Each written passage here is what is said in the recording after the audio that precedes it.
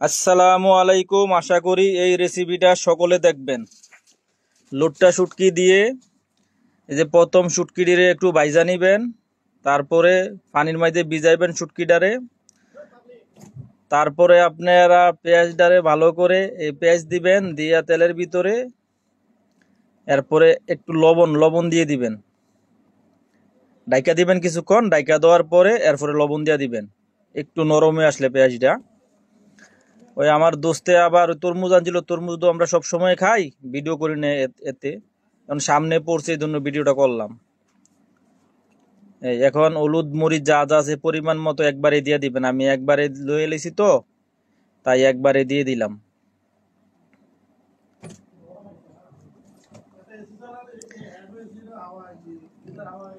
তারপরে টমেটোটা দিয়ে দিমু। টমেটো দেখছেন, টমেটো দিয়া এটারে সুন্দর করে লাড়া দিয়া একটু কষাইবেন ভালো কইরা।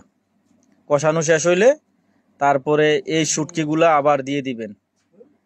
এই পানিটা সরাইয়া শুটকুলা দিয়ে দিবেন, দিয়ে সুন্দরভাবে এভাবে নাড়াচাড়া দিবেন, কষাইবেন আর একটু ভালো করে।